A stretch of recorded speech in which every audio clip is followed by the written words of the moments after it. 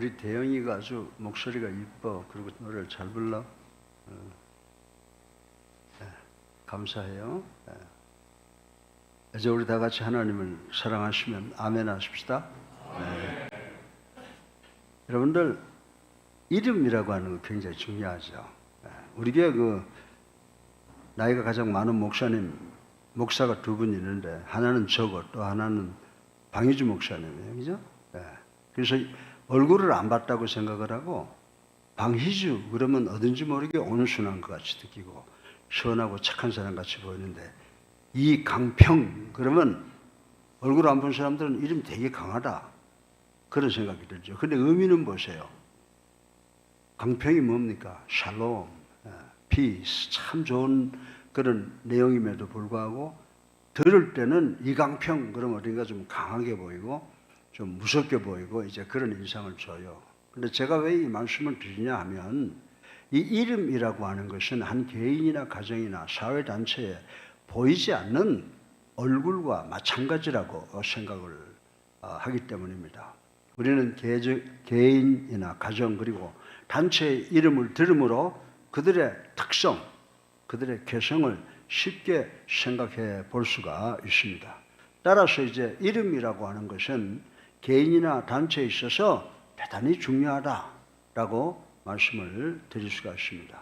근데 우리는 특별히 오늘 본문에서 이미 태어나기도 전에 벌써 그 이름이 지어지고 그의 삶의 형태가 특정되어진 경우를 보게 되는데 바로 예수라고 하는 이름과 예수라고 하는 어린 아이의 삶이 그러했다라고 하는 것을 우리는 발견할 수가 있습니다. 이제 본문을 살펴보면서 예수 그리스도의 이름과 삶이 예수님께서 태어나기 전에 어떻게 특정 지어졌는지를 알아보고 은혜 받는 시간이 되기를 바랍니다.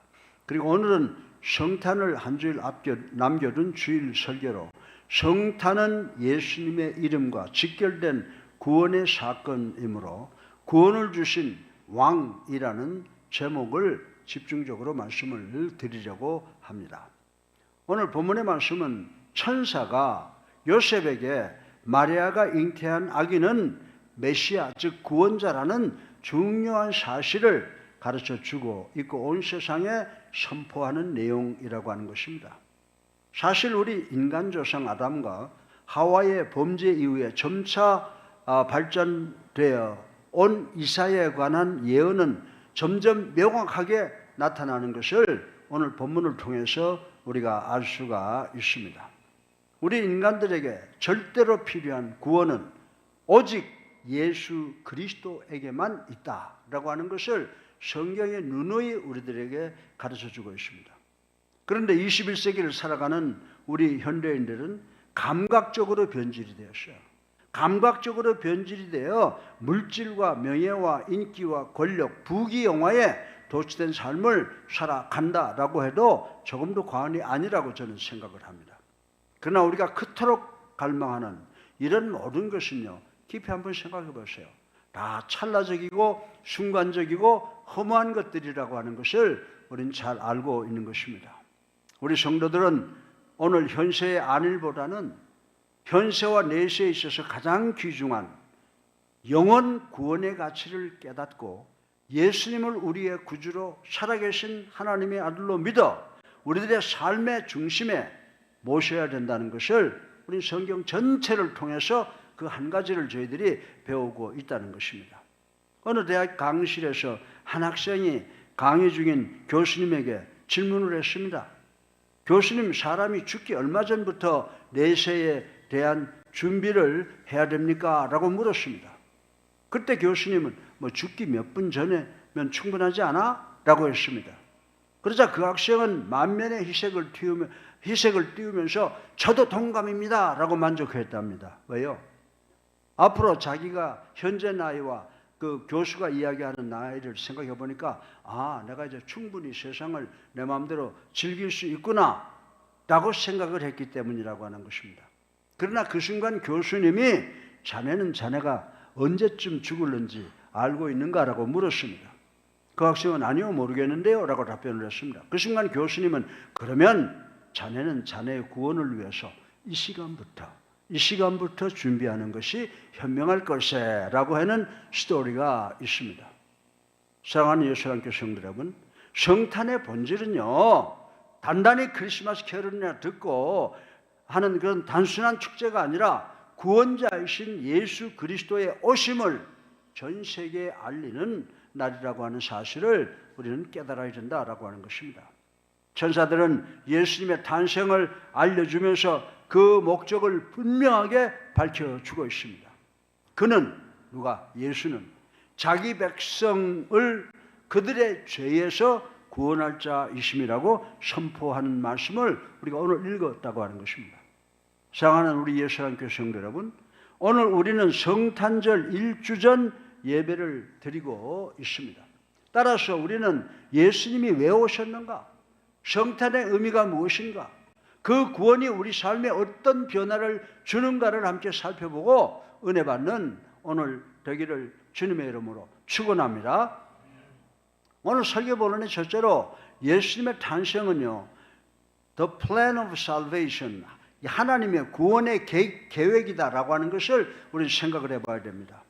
우리 다 같이 마태복음 1장 21절을 읽어보겠습니다. 시작. 아들을 낳으리니 이름을 예수라 하라. 이는 그가 자기 백성을 그들의 죄에서 구원할 자이심이라 하니라. 아멘. 아멘이죠. 이 말씀을 보면 그 중에 제일 중요한 말이 아들을 낳으리니 라고 하는 선포가 있다고 하는 것입니다. 본문 말씀에 나타난 아기 예수의 탄생 기사를 살펴보면 예수님께서 기이한 많은 영광 중에 탄생하셨다는 사실을 알 수는 있으나 아주 평범한 우리 인간과 똑같은 사람으로 오셨다는 사실을 우리는 오늘 성경 말씀을 통해서 배우게 된다라고 하는 것입니다. 본문인 마태복음에서도 그러한 기사가 나타나는데 그 가운데 우리가 무심코 지나치거나 놓치기 쉬운 몇 가지의 사실이 있다고 하는 사실을 우리는 깨달아야 됩니다. 그 중에 하나가 뭔지 아세요? 그 중에 하나가 본문에 기록된 내용으로 바로 예수님께서는 앞서 말씀드린 대로 기묘한 많은 영광 중에 탄생하셨다고 하는 것입니다. 그러나 그런 사실들이 예수님께서 다른 인간들과 다르게 특별한 모양이나 어려서부터 신적 능력을 가지고 태어났다는 것을 전혀 의미하지 않고 있다는 사실입니다. 아기 예수님이 태어날 때에 있었던 많은 기묘한 이적들은 단지 예수님께서 장차 이 땅에서 이루실 일에 대해서 가르쳐 주시기 위함이라고 성경은 우리들에게 가르쳐 주고 있습니다. 사랑하는 예수님께 성도 여러분, 예수님께서는 오직 평범한 인간으로서 자기의 출생을 나타내는 커다란 울음과 함께 탄생하셨으며 보통 어린아이들과 같이 엄마의 젖과 따스한 보살핌이 필요로 한 정상적인 인간의 아기로 태어났다라고 하는 것입니다. 우리는 예수님께서 우리와 같은 평범한 인간으로 오셨다는 사실을 경탄하고 찬미하고 감사하지 않을 수가 없다는 것입니다. 왜 그렇습니까? 왜냐하면 예수님께서 우리와 같은 평범한 인간으로 오셨기에 그분께서 우리 인류의 죄를 대표하여 속죄할 수 있었기 때문이라고 저는 말씀을 드리고 싶은 것입니다. 본문에 나으리니라고 하는 말씀은 하나님의 필연적 명령, 즉 하나님의 명령은 반드시 이루어진다라고 하는 것을 선포하고 있다라고 하는 것입니다. 예수님의 오심은 우연도 아닙니다. 그리고 인간의 계획도 아닙니다. 하나님이 직접 계획하시고 직접 개입하신 Plan of Salvation, 구원의 계획의 역사라는 사실을 우리는 깨달아야 된다라고 하는 것입니다. 몸의 외형은 멀쩡하지만 신체 내부에 병이 있는 사람이 우리 가운데 있습니다. 여러분들 어떤 사람이 자꾸 아파서 병원에 갔습니다. 아무리 일반적인 검사를 해봐도 정상적으로 보였으나 정밀 검사를 하자 체내 깊은 곳에 치명적인 암이 숨겨져 있다라고 하는 것을 발견하게 되는 경우가 많이 있다라고 하는 것입니다. 사랑하는 성도 여러분, 여러분과 저 그리고 우리를 포함한 모든 인생에게도 동일하다 이겁니다. 겉으로는 멀쩡해 보여도 내면 깊은 곳에 죄라고 하는 병이 자리 잡고 있다라고 성경은 우리들에게 가르쳐주고 있습니다. 그래서 하나님이 친히 오셔야 했다라고 하는 것입니다. 그 사건이 바로 성탄이라고 하는 것입니다. 오늘 많은 사람들이 환경과 돈과 사람과의 관계가 문제라고 생각을 합니다. 그러나 성경은 말합니다.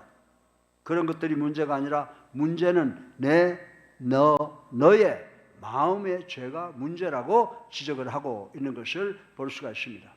따라서 우리가 즐거이 기념하는 성탄은 하나님께서 우리의 근본 문제인 죄의 병을 치료하여 해결함으로 우리로 하여금 완전케 하기 위해서 하나님이신 예수 그리스도께서 아기의 모습으로 직접 오신 날이라고 하는 것을 깨닫는 우리 모두가 되시기를 주님의 이름으로 축원합니다. 둘째로 예수님의 이름은 구원자, Savior라는 의미를 갖고 있음을 생각해 보겠습니다. 우리 다 같이 마태복음 1장 21절을 다시 한번 읽어보겠습니다. 시작. 아들을 낳으리니 이름을 예수라 하라. 이는 그가 자기 백성을 그들의 죄에서 구원할 자이심이라 하니라. 아멘. 본문 말씀에 뭐라고 그랬습니까? 이름을 예수라 하라 라고 하는 중요한 말씀이 기록되어 있다라고 하는 것입니다. 예수는 히브리어 여호수아라고 하는 말에서 왔다라고 하는 것입니다. 그리고 당시 국제 공용어인 헬라어로는 예수라고 부릅니다. 여호와는 구원이시다에서 온 이름이라고 하는 것입니다. 그리고 여호와라는 단어는 한마디로 능력자다라고 하는 의미를 갖고 있다라고 하는 것입니다. 이 말씀을 보다 포괄적으로 쉽게 풀어 말씀을 드리면 이렇습니다. 예수라는 이름은 이미 말씀대로 히브리어로 여호수아에서 온 것으로 여호수아라는 말은 하나님은 구원자라는 의미를 갖고 있는 것입니다. 이 말의 뜻에 어울리게 구약의 여호수아는 어떤 사람입니까?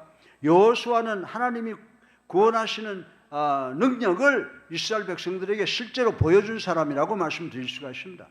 그는 이스라엘에서 가장 위대했던 영도자 모세조차도 이룩하지 못했던 가나안 입성을 이룩했으며 그 가나안을 점령한 당사자라고 볼 수가 있다라고 하는 것입니다. 이와 같이 예수님께서도 그 능력을 지니신 분이시라는 것입니다. 그러나 예수님께서는 능력을 지니시되 여호수아와 같은 무력의 능력을 사용하시는 분이 아니시라고 성경은 누누이 설명을 하고 있습니다.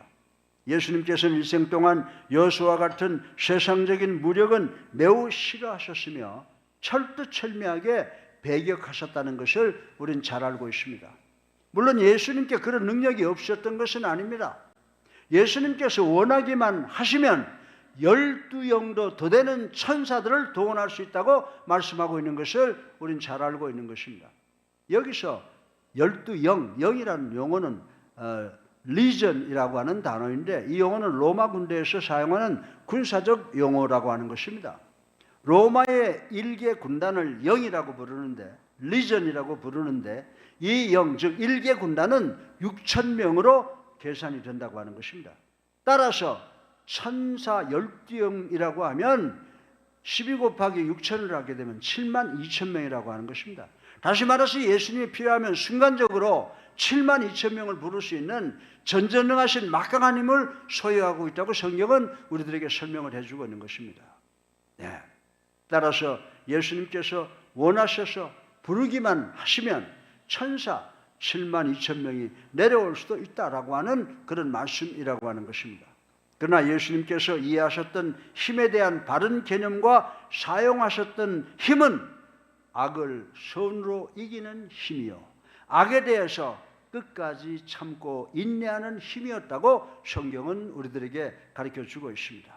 인류 역사의 마지막에는 반드시 우리 주님의 이 전전능하신 힘이 승리하게 될 줄로 믿는 우리 모두가 되시기를 주님의 이름으로 축원합니다. 예수님의 이름에는 이미 예수님의 사명과 목적과 정체성이 담겨져 있었습니다. 예수님은 철학자도 스승도 개혁자도 아니라 구원자시라는 것입니다.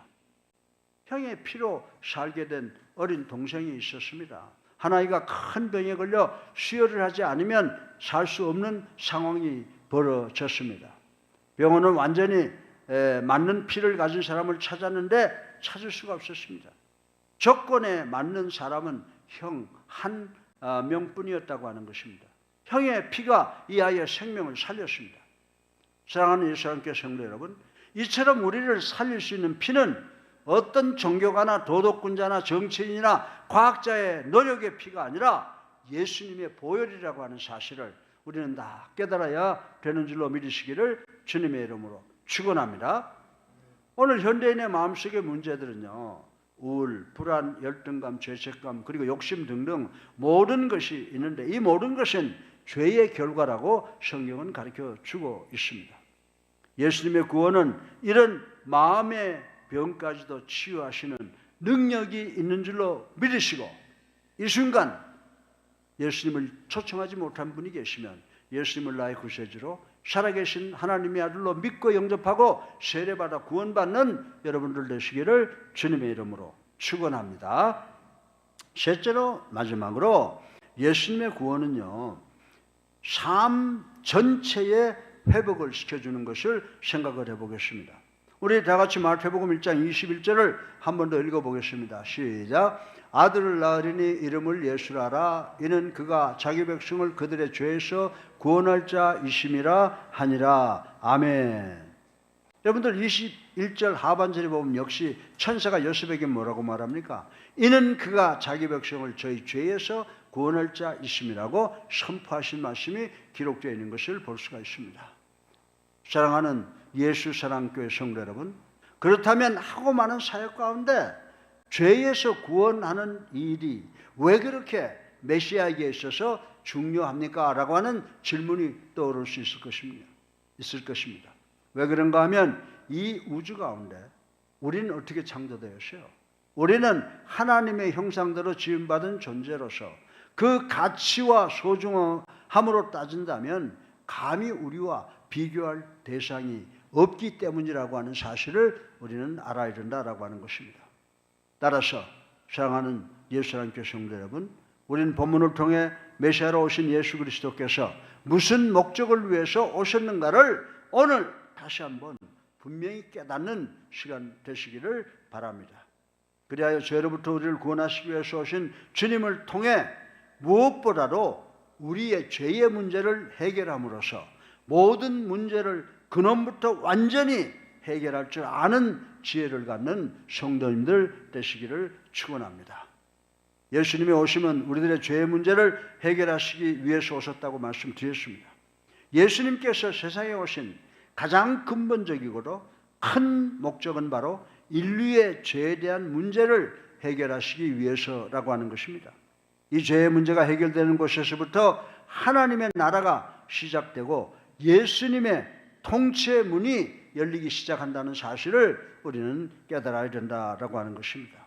그러므로 하나님의 뜻을 이루기 위해 오신 예수 그리스도는 무엇보다 더 인류의 죄를 먼저 해결을 하셔야 했었습니다. 그리하여 십자가로 죄의 문제를 해결하심으로 아담의 범죄 이후에 영원한 생명과 창조주 하나님의 통치를 버리고 떠났던 인류들이 이제 사망의 통치를 포기하고 하나님의 통치권 안으로 들어오도록 길을 모색했다라고 하는 사실을 우리는 깨달아야 된다라고 하는 것입니다. 우리가 감격하고 기뻐하고 찬양할 수 있는 것은 바로 이런 이유 때문이라고 말씀드릴 수가 있습니다.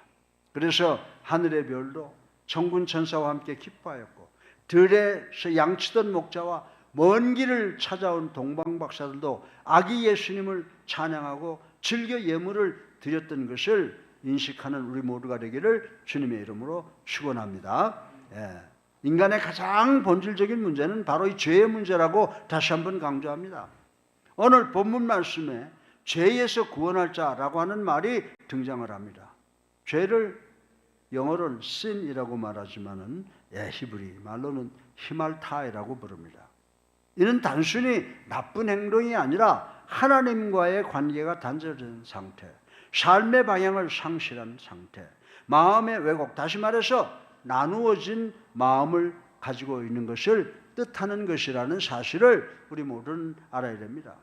구원하다는 건져내다, 고치다, 회복하다, 그리고 무엇으로부터 자유케 한다라고 하는 그런 의미를 가지고 있습니다. 예수님의 구원은 천국행 티켓만이 아니라 인생의 삶의 전체를 회복시킨다라고 하는 의미가 깃들어져 있다라고 하는 것입니다.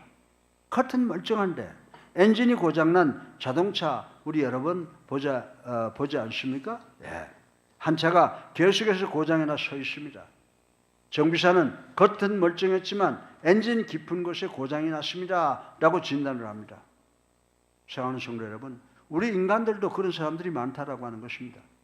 껍데기만 고쳐서 되는 것이 아니에요. 예? 눈에 쌍꺼풀을 하고 코를 높이고 입을 두툼하게 만드는 것이 문제가 아니라 이 말입니다. 겉의 문제만 고쳐서는 변화가 되지는 않습니다.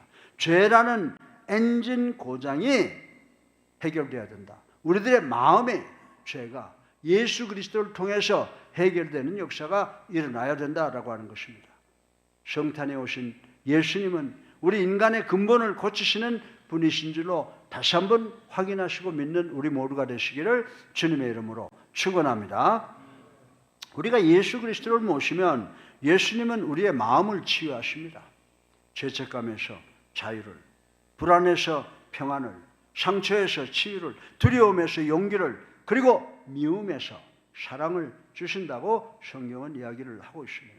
성탄이 이렇게 우리 내면의 치유를 주시는 절기인 줄로 믿으시기 바랍니다. 그리고 우리와의 관계를 회복시켜 주십니다. 관계, 우리 인간과의 관계 대단히 중요하지 않습니까?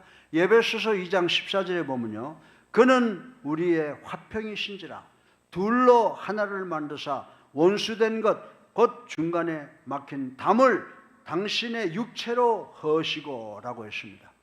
예수님은 부부, 가정, 직장, 교회와 국가사회에 깨어진 모든 관계를 회복시켜 주신다라고 하는 말씀입니다. 삶의 목적과 삶의 방향을 회복시켜 주십니다. 세상의 목적인 돈, 성공, 즐거움, 그리고 부귀 영화로부터 구원의 목적으로 바꾸어 주신다는 말씀인 것입니다. 다시 말해서 사랑, 섬김, 하나님의 뜻을 따르는 그런 모습으로 변화된다라고 하는 것입니다. 예수님은 당신의 이름 그대로 인생의 목표와 목적을 새롭게 하시는 분이신 줄로 믿는 우리 모두가 되시기를 주님의 이름으로 축원합니다. 오늘 설교의 결론입니다. 인간의 가장 본질적 문제는 바로 죄의 문제인데 성탄의 기쁨은 우리 인간을 그 무서운 죄로부터 구원하신다고 오늘 본문은 선언을 하고 있습니다. 예수라는 이름은 나를 구원하시는 하나님이라고 하는 뜻도 있습니다. 예수님을 이 자리에 나와 계시는 여러분의 구세주로 살아계신 하나님의 아들로 믿고 영접하고 세례받으시면 여러분의 죄가 용서받아 구원받으신다고 하는 간단한 논리입니다. 마음이 치유가 되고 관계가 회복되고 삶의 방향이 새롭게 변화된다고 성경은 우리들에게 이야기를 해주고 있습니다. 성탄의 참된 기쁨은 바로 이 구원의 복음을 붙잡을 때 시작되는 줄 믿으시기를 축원합니다. 따라서 우리 사랑하는 예수님교회 성도 여러분, 오늘 본문을 통해서 메시아로 우리를 구원하실 분으로 오신 예수님의 1차적 목적이 무엇인가를 분명히 깨닫고 믿어야 됩니다. 그리하여 죄로부터 우리를 구원하시기에 오신 예수님을 통해 무엇보다도 우리의 죄의 문제를 근원부터 총체적으로 해결하시는 지혜로운 성도님들 되시기를 주님의 이름으로 축원합니다. 아멘. 사랑하는 성도 여러분, 지금 힘들죠? 힘 안 드신 분 있으면 나는 힘 안 든다고 한번 말씀해 보세요. 지금은 힘들더라도 이 고난이 끝까지 가는 것이 아니라는 것을 잊지 마시길 바랍니다. 하나님께서는 이민족을 포기하신 적이 한 번도 없어요. 지금도 하나님께서 우리 민족을 위해서 계속 일하고 계시는 것을 믿고 언젠가 그날이 곧 도래될 것을 알고 우리가 믿는 일에 최선을 다하는 우리 옛사람교회 성도들이 되시기를 주님의 이름으로 축원합니다.